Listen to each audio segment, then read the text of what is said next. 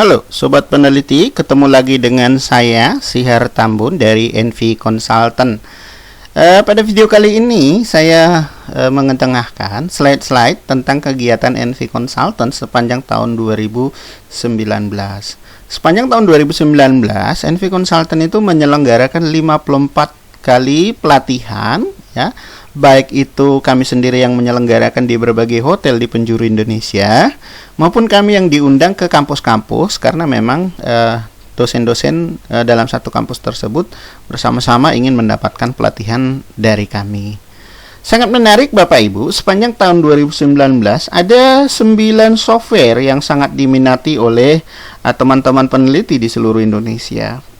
Yang pertama itu ada Amos. Amos itu sangat powerful Bapak Ibu ya, untuk penelitian-penelitian regresi berbasis SEM juga, sehingga ada salah satu kampus negeri di Jawa itu mewajibkan disertasi berbasis kuesioner itu harus menggunakan Amos. Karena memang Amos itu memiliki kekuatan Bapak Ibu, terutama untuk uji FA dan CFA-nya.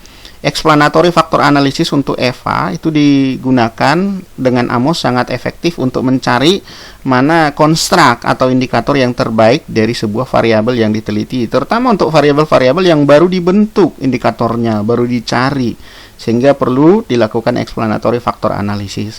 Kemudian diuji juga ya construct validity-nya, outer loading-nya dengan CFA itu sangat powerful kalau kita menggunakan Amos. Sehingga dengan ini Bapak Ibu Sobat Peneliti banyak sekali yang menggunakan atau meminta pelatihan-pelatihan yang menggunakan software Amos. Yang kedua yang tidak kalah menariknya adalah LISREL. LISREL itu sangat diminati juga di beberapa perguruan tinggi negeri, terutama di daerah Jakarta dan Jawa.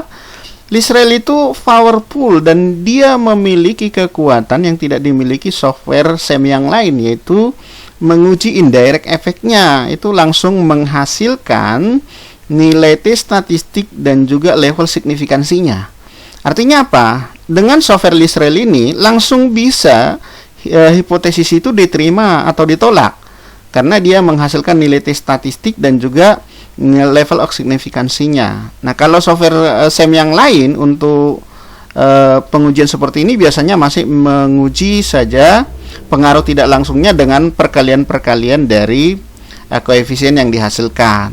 Itu perbedaannya. Selain itu juga LISREL itu dioperasionalkan dengan menggunakan sintaks-sintaks untuk menghasilkan CFA, goodness of fit. Mudah ya Bapak Ibu, sama dengan Amos ya, berbasis gambar juga. LISREL menghasilkan juga gambar model yang disertai dengan angka-angka dari hasil pengolahan atau hasil pengujian yang dilakukan. Yang ketiga ada SmartPLS. SmartPLS ini software yang sangat smart ya, dia juga memiliki keunggulan itu mudah digunakan, kriteria syarat tidak banyak ya, baik untuk regresi, intervening, moderating dan berbagai pengujian yang lainnya cenderung mudah dipahami juga ya. Nah, SmartPLS ini juga awalnya ini memang diciptakan untuk software-software yang dengan jumlah sampel sedikit, tetapi pada perkembangannya saat ini dengan sampel banyak pun software SmartPLS ini baik untuk digunakan. Kemudian ada Stata. Stata juga Bapak Ibu ini sangat powerful untuk kategori pengolahan data-data sekunder.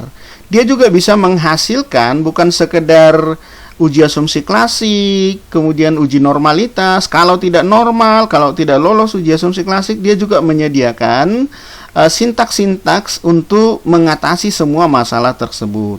Kemudian Stata juga bisa kita pergunakan dengan gampang untuk mencari model penelitian yang terbaik. Ya, lazimnya dalam penggunaan atau pengolahan data-data sekunder Bapak Ibu, pemilihan model terbaik itu sangat dibutuhkan. Nah, kemudian juga ada eViews. eViews juga adalah software yang memang kekhususannya lebih kepada pengolahan data-data sekunder. Nah, bedanya eViews belum mampu menghasilkan secara langsung pengaruh tidak langsungnya. Artinya belum langsung mengeluarkan nilai T statistik ataupun nilai level signifikansinya sebagai dasar kita untuk mengambil keputusan sebuah hipotesis itu diterima atau ditolak. Ya, tetapi yang lainnya fungsinya juga sama ya. Dia juga bisa digunakan untuk pemilihan model terbaik, dia juga bisa digunakan untuk pengujian asumsi klasik dan lain sebagainya. Kemudian ada SPSS juga yang keenam, sobat peneliti. SPSS ini adalah software yang sudah lama, tetapi punya keunggulan tersendiri yang kadang-kadang tidak bisa digunakan atau tidak bisa dimiliki atau tidak dimiliki oleh software yang lain. Ya banyak, uji beda, kemudian uji chi-square, kemudian regresi logistik yang kadang-kadang di software lain itu bisa tetapi sulit melakukannya, ya. Nah, software walaupun sudah lama tetapi tetap baik digunakan untuk jenis-jenis penelitian tertentu. Jadi kadang-kadang Bapak Ibu, pemilihan software itu bukan karena kemudahannya atau penggunaannya gampang, tetapi sesuai dengan model penelitian kita, ya, mana yang lebih relevan digunakan. Jadi software-software yang recommended untuk menggunakan untuk riset dengan data kuesioner untuk penelitian kuantitatif itu ada AMOS, LISREL, SmartPLS, ya, untuk SEM. Nah, tapi kalau untuk regresi biasa SPSS juga cukup, uji beda, regresi logistik, SPSS oke. Untuk kategori data-data sekunder yang baik digunakan itu diantaranya adalah Stata, eViews. Kemudian sepanjang 2019 banyak juga yang meminta pelatihan untuk EndNote dan juga Mendeley. Ini karena reviewer terutama teman-teman yang menerima hibah itu diminta oleh para reviewer supaya penyusunan artikel itu menggunakan software citasi untuk penulisan atau katakanlah software citasi untuk membuat referensi daftar pustaka untuk setiap artikel mereka. Jadi termasuk kutipan-kutipan untuk review study itu harus menggunakan software referensi. Banyak juga yang meminta pelatihan ini. Nah, kemudian yang ke-9 itu NVivo 12 Plus. Itu sepanjang 2019 meledak permintaan untuk NVivo ini, ya, Bapak Ibu, ya. Nah, kenapa? Karena memang NVivo ini sangat baik. Sebenarnya dia adalah software kualitatif, tetapi bisa digunakan untuk mixed method, ya. Kenapa saya katakan demikian? Karena pengalaman kami, sobat peneliti, NVivo bisa membantu teman-teman mencari novelty, terutama untuk teman-teman yang kesulitan mencari novelty untuk disertasi, atau mencari novelty untuk penulisan artikel ilmiah, untuk publikasi internasional misalnya, ya.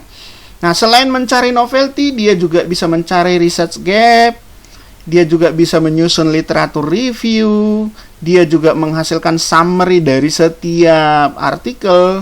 Nah, kekuatan dari NVivo itu diantaranya adalah kita bisa memasukkan puluhan bahkan ratusan artikel sekaligus ke dalam NVivo. Nah, kemudian dia akan olah apa yang kita butuhkan, dia akan hasilkan, kira-kira seperti itu. Nah, itu keunggulan yang luar biasa dari NVivo ini, sobat peneliti, ya, sehingga wajar sejak 2019 itu permintaan untuk pelatihan-pelatihan NVivo itu sangat banyak, ya, karena memang sangat berguna untuk penelitian sekaligus juga untuk mixed method. Dia juga bisa membaca hasil-hasil run dari software-software kuantitatif, tetapi tentu tetap dalam tahap analisisnya si peneliti yang harus berperan sangat tinggi. Nah, itu Bapak Ibu 9 software yang sangat laris manis yang kami berikan pelatihan sepanjang tahun 2019. Slide yang Bapak Ibu lihat ini secara bergantian saya putar adalah kegiatan kami sepanjang 2019 sebanyak 54 pelatihan yang kami lakukan Bapak Ibu di seluruh Indonesia, ya.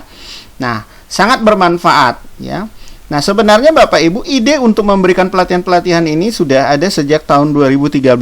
Nah, pada saat itu kebetulan saya belajar software-software penelitian di beberapa perguruan tinggi negeri, baik di Jakarta maupun di Jawa.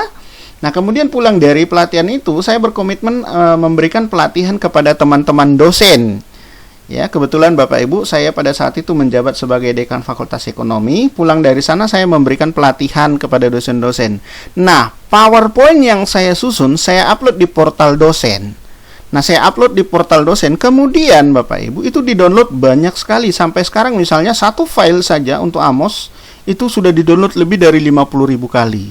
Belum SmartPLS, belum SPSS dan lain sebagainya dengan berbagai model yang saya buat di sana. Nah, alhasil Bapak Ibu, di sana banyak sekali yang bertanya melalui email karena memang di PPT saya ada email. Kemudian bertanya dan banyak diskusi. Nah, sejak 2013 banyak yang mengundang kami untuk memberikan pelatihan, baik itu secara personal maupun kampus masing-masing. Nah, sejak saat itulah kemudian NV Consultant mulai melakukan aktivitas hingga kami sudah mengurus legalitasnya. Jadi memiliki berbadan hukum tetap. Nah, kemudian Bapak Ibu, kami juga banyak mendampingin, memberikan solusi kepada teman-teman yang kesulitan mengolah dengan software-software yang ada, terutama untuk model-model penelitian yang mungkin sangat kompleks ya Bapak Ibu, untuk level disertasi dan lain sebagainya. Dan syukur kami juga sudah bisa memberikan pendampingan kepada teman-teman banyak untuk aktivitas seperti itu.